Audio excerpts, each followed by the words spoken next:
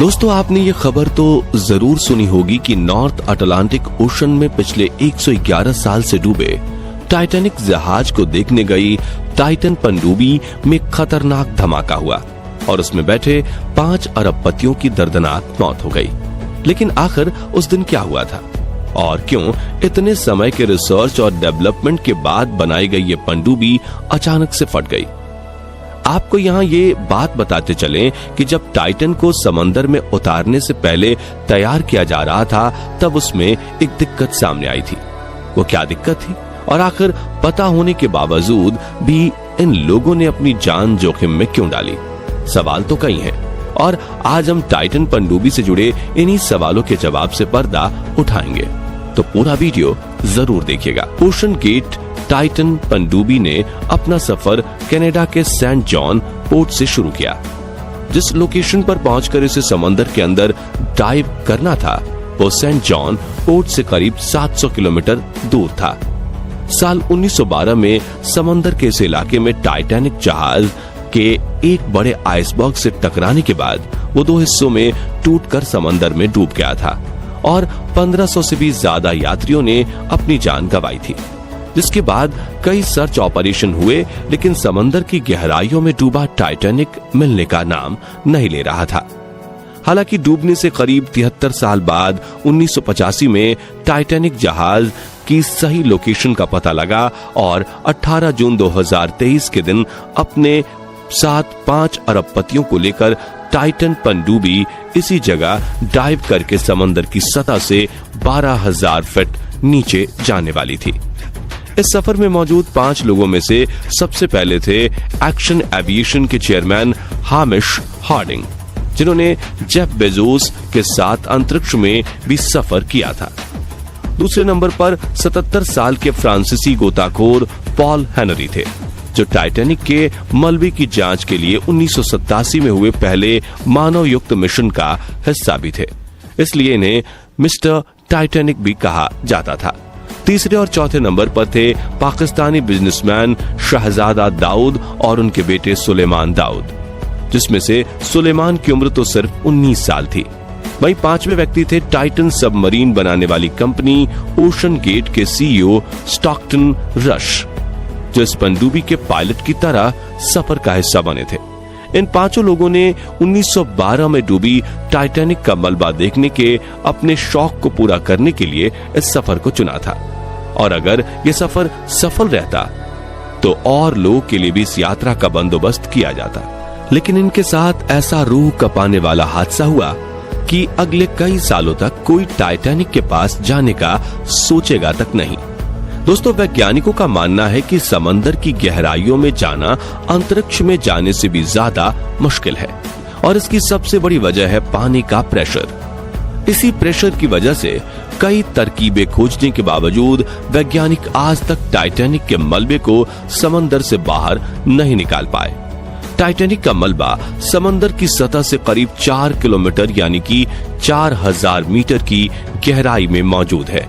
वातावरण में मौजूद एयर प्रेशर के मुकाबले वाटर प्रेशर कई गुना ज्यादा होता है, यानी कि समंदर की सतह पर जहां 15 psi वाटर प्रेशर होता है, वहीं टाइटैनिक के मलबे के पास यानी कि 4000 मीटर की गहराई में यह प्रेशर बढ़कर 5800 psi तक पहुंच जाता है। ये उतना ही प्रेशर होगा कि इंसान के पूरे शरीर पर नहीं, बल्कि सिर्फ 1 स्क्वायर इंच यानी कि हथेली के बीच में एक बड़ा सा हिपोपोटामस खड़ा कर दिया जाए। तो अब आप इससे अंदाजा लगा ही सकते हैं कि एक छोटी सबमरीन में कितने स्क्वायर इंच होंगे और इन पर कितना प्रेशर पड़ता होगा, और इस प्रेशर ने ही टाइटन पनडुब्बी के फटने में बड़ा रोल प्ले किया है, जिसके बारे में हम आगे बात करेंगे। फिलहाल बात करें इस टाइटैनिक मिशन की, तो 18 जून 2023 के दिन दोपहर को करीब 12 बजे टाइटन पनडुब्बी का पानी में जाने का सफर शुरू हुआ। समंदर की सतह से करीब 12,000 फीट नीचे टाइटैनिक के मलबे तक पहुंचने में इस सबमरीन को 2 घंटे लगने थे और शुरुआत में सब सही जा रहा था, लेकिन सफर शुरू होने के 1 घंटे 45 मिनट बाद ऊपर खड़ी शिप पोलर प्रिंस, जो टाइटन को 700 किलोमीटर का सफर करवाकर यहां लेकर आई थी, उसका टाइटन से कनेक्शन टूट गया लेकिन जहाज में बैठी टीम का मानना था कि इतने डीप वाटर में कनेक्शन टूटना आम बात है, और चूंकि कनेक्शन टाइटैनिक के पास पहुंचने के सफर में आखिर में टूटा था तो इन्हें लगा कि ये लोग टाइटैनिक के पास पहुंच गए होंगे। इसलिए जहाज में बैठे लोगों ने इस बात पर ज्यादा गौर नहीं किया। दरअसल ये ट्रिप पूरे 7 घंटे का था, यानी इन्हें 7 बजे समंदर की सतह पर वापस पहुंचना था।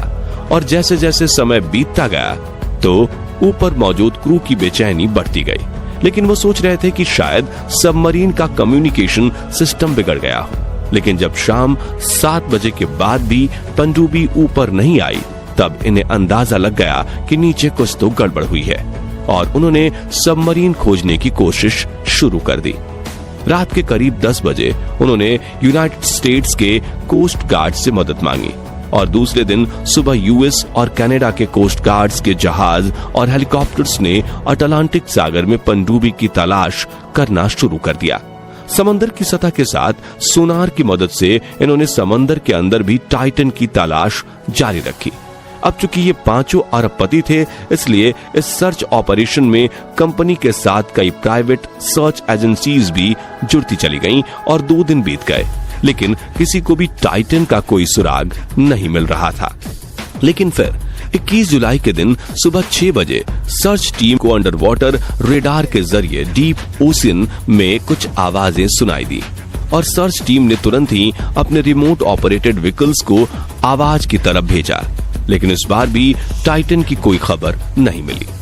अब ओशन गेट और कोस्ट गार्ड की टीम को पनडुब्बी का हमेशा के लिए खो जाने का डर सता रहा था, क्योंकि उसमें 5 लोगों के लिए करीब 96 घंटे के लिए ही ऑक्सीजन था, जिसमें से करीब 72 घंटे बीत चुके थे, यानी कि अब इनके पास सिर्फ 24 घंटे थे। इस बात को ध्यान में रखते हुए सर्च टीम्स ने जल्दी से अपनी ROVs को टाइटैनिक के पास भेजा, और उसने टाइटैनिक के 1600 फीट की दूरी पर टाइटन सबमरीन के दुम का एक हिस्सा खोज निकाला। इसका यही मतलब था कि टाइटैनिक देखने गई पनडुब्बी पानी का प्रेशर बर्दाश्त नहीं कर पाई और समंदर की गहराई में ही फटकर बिखर गई। लेकिन आखिर ऐसा क्यों हुआ? तो बता दें, इतना ज्यादा प्रेशर झेलने वाली सबमरीन्स को टाइटेनियम या स्टील जैसे हाई स्ट्रेंथ मेटल्स का इस्तेमाल करके बनाया जाता है। लेकिन टाइटन को डिजाइन करने वाले ओशन गेट के चेयरमैन ने ये बात खुद को बोली थी कि उन्होंने सबमरीन को स्टील की बजाय एविएशन ग्रेड के कार्बन फाइबर से बनाया है, ताकि वो इंडस्ट्री में अपनी नई इनोवेशन को सामने ला सके। लेकिन ये इसे स्टील के मुकाबले कमजोर बना रहा था।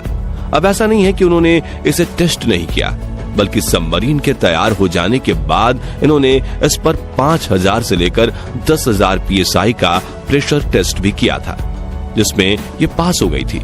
लेकिन विशेषज्ञों का कहना है कि समंदर की गहराई में सिर्फ वाटर प्रेशर ही नहीं, बल्कि कई अलग तरह के दबाव सबमरीन को झेलने पड़ते हैं, जैसे कि पानी का तेज बहाव और समुद्री जीवों या भारी चट्टानों का सबमरीन से टकराना। यानी कि इसके ब्लास्ट होने की सबसे बड़ी वजह थी स्टील की जगह कार्बन फाइबर का इस्तेमाल करना। लेकिन एक और वजह थी जिसे कंपनी ने लॉन्च के पहले शायद अनदेखा कर दिया था, और वो थी सबमरीन में पहले से मौजूद कुछ दरारें। हो सकता है कि आपको ये बात सुनने में अटपटी लगे, लेकिन इस सफर से पहले साल 2019 में भी ये सबमरीन गहरे पानी में उतरी थी, और उस सफर में पायलट स्टॉकटून रश के साथ उनके दोस्त कार्ल स्टैनली भी सबमरीन में सवार थे। और हाल ही में उन्होंने एक मीडिया इंटरव्यू में बताया कि जब ये पनडुब्बी समंदर की गहराइयों में जा रही थी, तभी मैंने इसमें कुछ क्रैकिंग आवाज सुनी थी, और स्टॉकटून को भी इस बारे में पता था, लेकिन मुझे उस पर पूरा भरोसा था, इसलिए मैंने इन आवाजों पर इतना ध्यान नहीं दिया। उन्होंने इस इंटरव्यू में ये भी बताया कि वो टाइटन की दूसरी डाइव थी, और पहली डाइव में स्टॉकटून जब अकेला था तब भी उसने ये आवाजें सुनी थी, जिसके बारे में उसने मुझे बताया था। लेकिन 2 राइड्स सही सलामत हो जाने के बाद शायद उसे अपने कार्बन फाइबर वाले इनोवेशन पर भरोसा बैठ चुका था। यानी हम ये कह सकते हैं कि 5 यात्रियों को बिठाकर टाइटैनिक के मलबे को देखने की यात्रा पर गई इस सबमरीन की कार्बन फाइबर बॉडी में पहले से ही कुछ माइनर क्रैक्स मौजूद होंगे, जिसे कंपनी ने नजरअंदाज कर दिया होगा। दोस्तों, विशेषज्ञों के मुताबिक जिस गहराई में टाइटन फटी है, उस गहराई में उसे फटने में सिर्फ 0.3 सेकंड्स लगे होंगे। इसलिए अंदर बैठे यात्रियों को इस बात की भनक तक नहीं होगी कि कुछ ही पलों में हमारी पनडुब्बी फट जाएगी और हम इस दुनिया को अलविदा कह देंगे। तो दोस्तों, क्या 111 साल पहले टाइटैनिक जहां डूबा था, अटलांटिक सागर की वो जगह श्रापित है, या फिर टाइटन पनडुब्बी का भी उसी जगह फटना महज इसे बनाने वाले की गलती का नतीजा? इस बारे में अपनी राय हमें कमेंट्स में बताइए और जानकारी पसंद आई हो तो इस वीडियो को लाइक और शेयर कर दीजिए। साथ ही हमारे चैनल को सब्सक्राइब और फेसबुक पेज को फॉलो जरूर कर दीजिए। धन्यवाद।